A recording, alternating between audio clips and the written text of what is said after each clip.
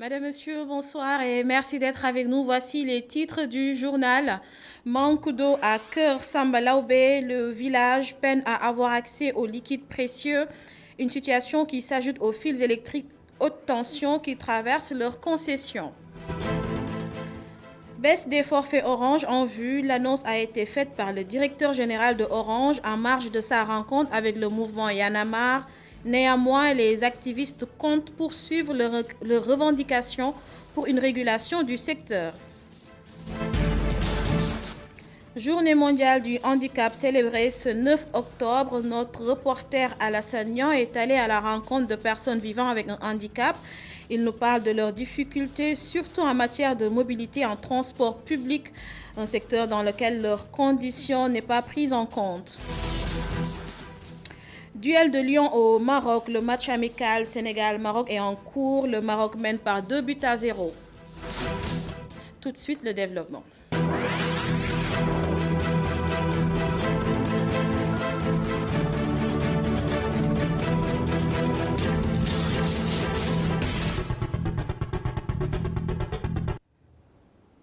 Bienvenue à tous. Les habitants de Cœur Sambalaoubé peinent à trouver de l'eau potable. Le village situé dans la périphérie de Mbour se plaint également de fils électriques haute tension qui traversent leur maison. Reportage de Muntaga Khan. Trouver de l'eau est devenu un vrai calvaire pour les populations de Cœur Sambalaoubé. On a un problème pour l'accès à l'eau. On a un sérieux problème d'eau. Jusqu'à présent, on puise avec des puits, quoi. On a des puits. On n'a pas d'adduction d'eau, on n'a rien de tout. On a essayé de faire des appels à la commune de Malicounda. Dernièrement, j'ai entendu qu'ils sont dans ces projets-là, quoi. Essayer de faire une extension de l'eau pour que ça puisse venir ici. Il n'y a pas de robinet. Ta maison, il faut creuser un puits, quoi. Le forage est en panne. C'est un forage qui a été foré vers en début des années 80. C'est un très bon forage. Et par la suite, il y a eu un problème d'entretien. Parce qu'on était sur un projet agricole. Après, il n'y a pas eu le suivi et autres, quoi. Les fils haute tension qui font partie du décor des maisons ne laissent pas indifférents les populations qui craignent pour leur santé. Le fil haute tension est passé par là, quoi. Donc est venu rejoindre le village, quoi. Et nous on a pensé que bon, il n'y a rien que pour les antennes des opérateurs de téléphonie, ça amène des interférences.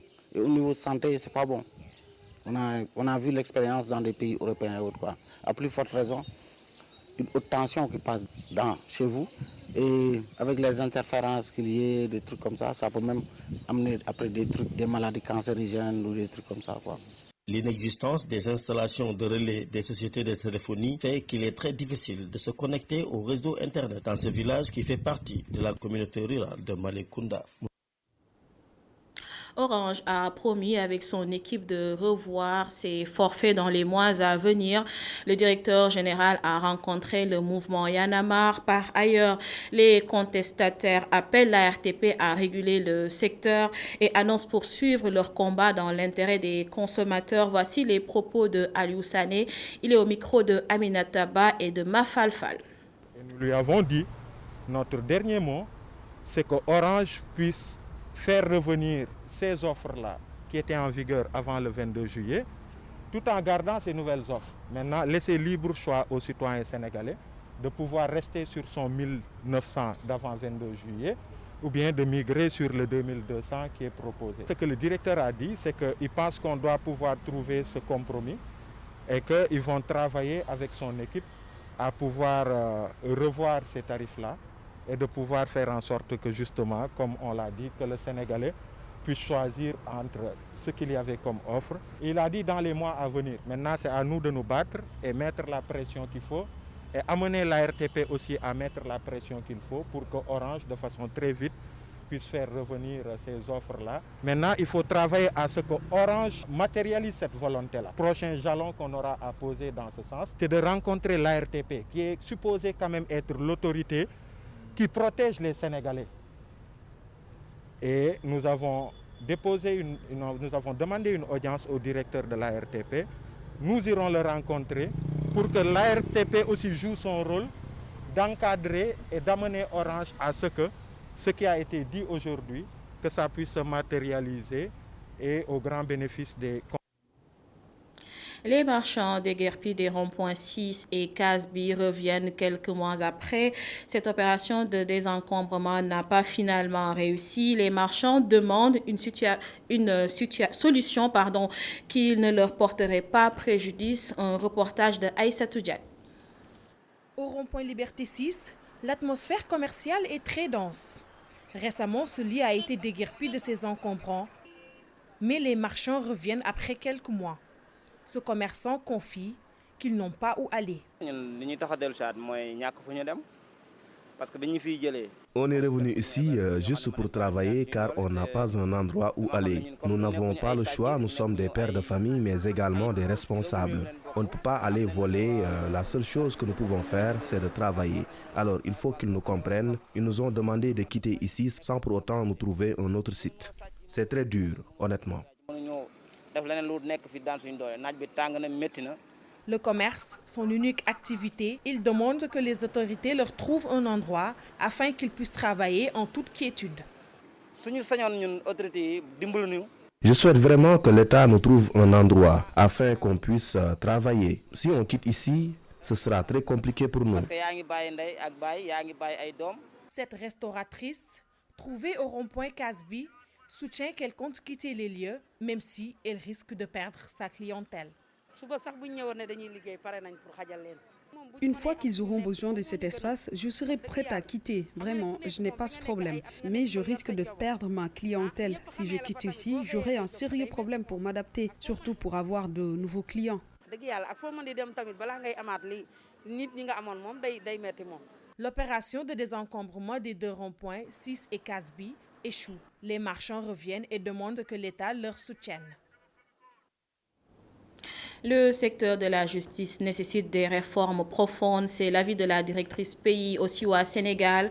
Hawa Ba prône l'indépendance de la justice. Elle était l'invitée de la matinale de e-radio. Elle est interrogée par Sophia Ba. On peut dire que notre justice, la justice sénégalaise traverse une crise qui n'est pas nouvelle parce que c'est le sempiternel débat sur l'indépendance de la justice, sur le statut des magistrats, sur la gestion de leur carrière et ce qui est soupçonné d'être l'immixtion de l'exécutif sur les affaires judiciaires. Donc, il s'agit pour nous de profiter de ce débat-là pour juste encore une fois réitérer la nécessité de mener des réformes en profondeur. Et c'est une demande qui est sociale, une demande citoyenne qui est là depuis la première alternance, c'est-à-dire depuis 2000. Et quand le président Macky Sall a été élu en 2012, il a été élu aussi pour cet agenda de réforme. Les citoyens s'attendaient à ce qu'on ait des institutions plus fortes, que notre démocratie soit approfondie et qu'on ait enfin cet équilibre des pouvoirs qui est tant voulu. Vous savez, tout système démocratique repose sur les trois piliers classiques. C'est l'exécutif, c'est le législatif et c'est le judiciaire.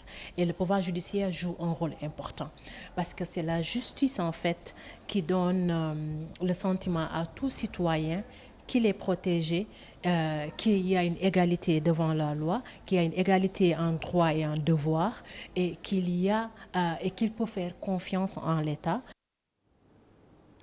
Et pour le journaliste Alassane Diawara, la stabilité des institutions est primordiale et il est temps de trouver des solutions idoines sur la crise qui prévaut actuellement au sein de la magistrature. Alassane Diawara était également l'invité de la matinale de e-radio. On l'écoute au micro de Sophia Ba. Concrètement, la justice est censée être rendue au nom du peuple sénégalais. Et je crois que les Sénégalais, ils se retrouvent de moins en moins dans les décisions de justice. Et donc, étant donné qu'il y a une crise de confiance, je crois qu'il est temps que les gens, quand même, qu'ils se parlent. Et cette crise-là, cette fois-ci, c'est vraiment au sein même de l'institution. Un juge, qui est à couteau tiré, si l'on peut dire, avec la tutelle. Et là, je crois qu'il y a un problème.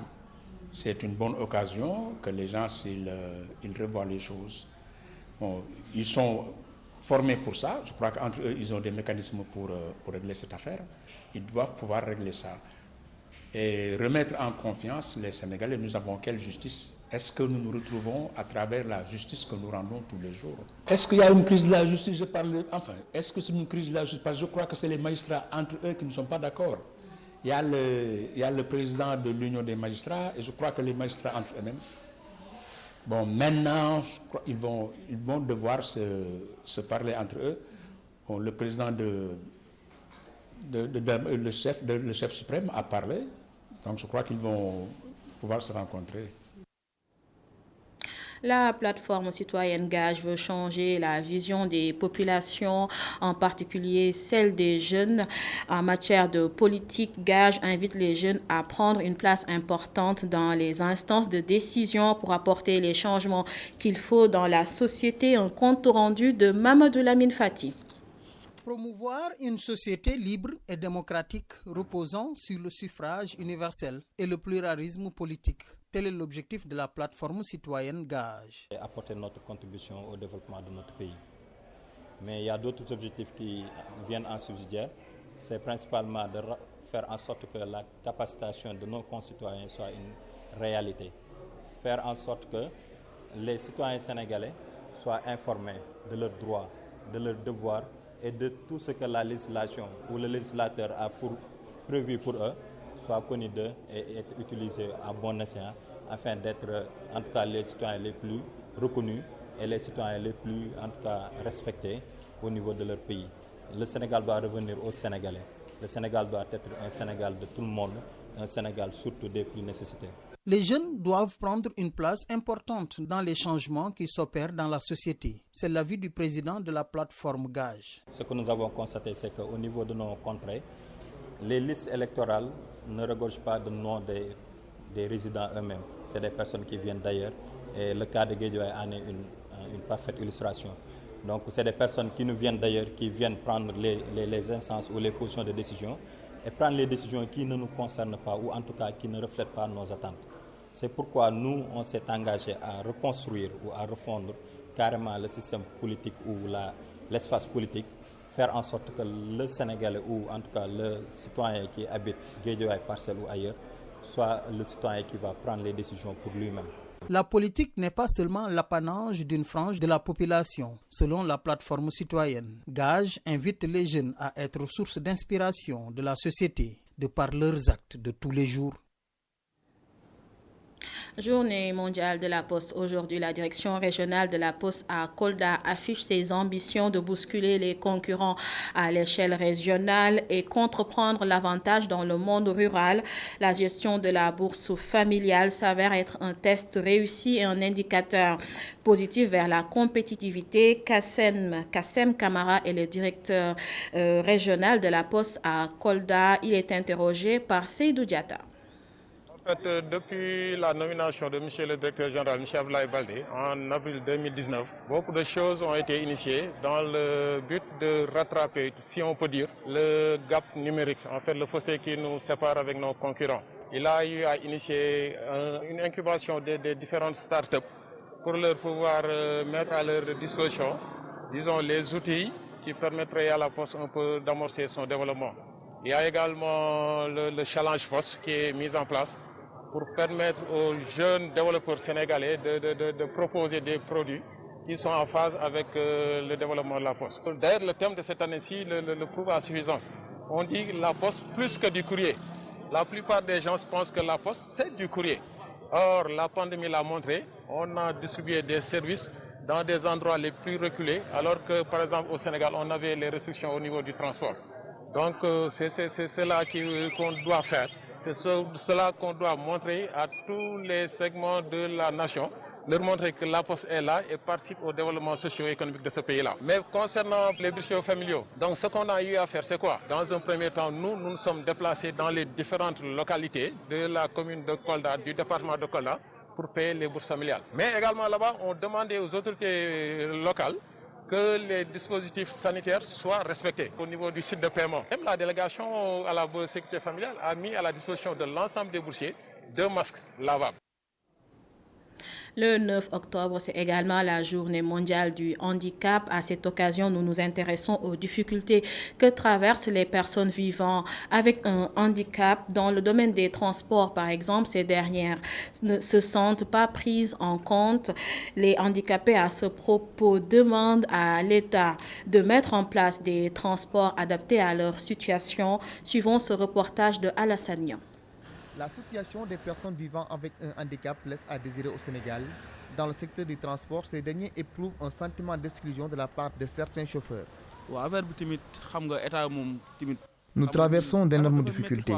Il y a par contre de bonnes personnes. Des fois, tu rencontres des personnes vraiment merveilleuses dans les voitures. Ils te donnent des coups de main pour t'aider. Et des fois aussi, ils nous ont complètement oubliés dans la mesure où certaines personnes qui occupent des places réservées aux personnes vivant avec un handicap ne nous laissent même pas le temps de les expliquer. Par contre, il y a de ces chauffeurs, ils refusent carrément de nous prendre en cours de route. Ils nous ont complètement oubliés.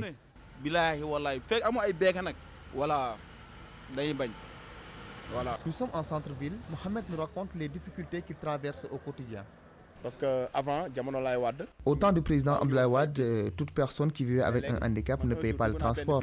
Un jour, j'avais même pris un bus et le receveur m'a demandé de prendre un ticket, mais j'ai refusé catégoriquement. Il est difficile, c'est vrai. Un jour, j'ai même trébuché en montant sur un véhicule Ndiagandiaye. J'ai même eu des blessures. C'est vraiment difficile. Modiop est handicapé depuis l'âge de 18 ans. Aujourd'hui, il a sa propre maison grâce à la mendicité.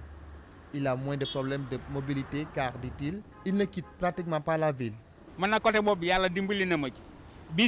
Dieu m'a beaucoup aidé par rapport à certaines situations. Et vu que je ne me déplace pas beaucoup, donc je n'ai pas trop de difficultés. Je peux être toute la journée ici sur place et sans pour autant sortir de la ville. Cela fait maintenant presque 2 ans que je suis ici. Je n'ai jamais quitté la région de Dakar. Les conditions de vie des personnes vivant avec un handicap dans le transport est loin d'être pratique. Elles demandent que l'État du Sénégal leur apporte des solutions pour améliorer leurs conditions. Le directeur général de la SAR vient d'être porté à la tête de l'association des raffineurs et distributeurs africains, ARA, pour 1 an, une année durant laquelle Serigne Mboup compte assurer au continent une transition énergétique au carburant propre, a-t-il dit au micro de Oumar Kane. C'est d'abord une grande satisfaction, une fierté même, j'allais dire, pour la raffinerie, la Société africaine de raffinage, pour la SAR, donc pour le Sénégal, à travers ma modeste personne, mais aussi pour notre sous-région. L'Association des raffineurs et distributeurs africains est une organisation importante qui a pour vocation, comme vous le savez, de promouvoir le développement du secteur aval de l'industrie pétrolière en Afrique. Les missions pour les prochaines années consistent principalement à assurer à l'Afrique une transition énergétique vers des carburants propres en nous basant sur les ressources africaines, ressources qu'elles soient naturelles. L'Afrique produit assez de pétrole et de gaz pour cela, mais aussi les ressources humaines. Nous le savons, nous avons beaucoup de compétences en Afrique, mais aussi un peu partout dans le monde. Et enfin, sur les ressources financières africaines, puisque nous pensons que nous avons atteint un moment où nous sommes capables d'élaborer des solutions pour nos problématiques, de leur trouver les financements qu'il faut et puis d'avoir le support de nos gouvernements respectifs par des réformes, par des harmonisations, des spécifications, mais aussi par une volonté de développer le commerce intra-africain et d'assurer donc notre sécurité énergétique au niveau de l'Afrique. Direction Saint-Louis, la communauté chrétienne de la région peut afficher le sourire. Elle vient de réceptionner sa cathédrale rénovée, une rénovation qui avait débuté en 2018 avec un coût de 900 millions de francs CFA. Correspondance à Saint-Louis, Momar Alisnian et Mokhtar Sek. Entamés en novembre 2018, les travaux de réhabilitation de la cathédrale de Saint-Louis viennent d'être bouclés et les clés remises aux responsables de la communauté chrétienne. Aujourd'hui, cette restauration nous inspire l'entente, la collaboration entre nous, l'unité et le désir de travailler ensemble pour améliorer cette ville. Nous avons une dimension religieuse extrêmement importante qui symbolise l'acte d'aujourd'hui, et nous allons continuer la visite des chantiers, c'est la relation entre les acteurs, comme l'a dit Monseigneur l'évêque de Saint-Louis, les acteurs et les différentes compétences qui ont permis de restaurer cette cathédrale. Mais c'est aussi la volonté de l'État du Sénégal. La restauration de cet édifice, qui a plus de 200 ans, a coûté plus de 900 millions de francs CFA dans le cadre du programme de développement touristique financé par l'Agence française de développement à hauteur de 16 milliards de francs CFA. Cantonné pas à la réhabilitation de la cathédrale, qui est un projet plus large qui vise réellement la modernisation du patrimoine à la fois historique et culturel de la ville de Saint-Louis, pour lui redonner tout son attrait auprès des touristes du monde entier. En dehors du programme de développement touristique, l'État du Sénégal pense également à la restauration d'autres édifices publics dans la vieille ville. Aujourd'hui, on est dans les études pour la gouvernance. Je crois qu'après ça, on va arriver encore une fois avec nos partenaires financiers à pouvoir mettre ça à jour. À côté de la cathédrale, les travaux de requalification de la place Bayadar se poursuivent également et c'est toujours dans le cadre du programme de développement touristique. Coronavirus à présent, voici l'essentiel du point du jour. 23 tests positifs sur un total de 1059 tests effectués. Aucun décès enregistré, 68 patients ont été déclarés guéris et 5 cas graves admis en réanimation. Football pour terminer cette édition. Le Maroc a battu le Sénégal sur le score de 3 buts à 1 cet après-midi au complexe Prince Moulay Abdallah de Rabat. Le but de l'équipe nationale du Sénégal a été marqué par Ismaïla Sarr sur penalty. Merci à vous de choisir ITV pour vous informer. Je vous donne rendez-vous demain à 19h45 pour un autre journal. Tout de suite, la dernière partie de la Total bloc d'information avec Khalifa Diakhaté. Bonsoir.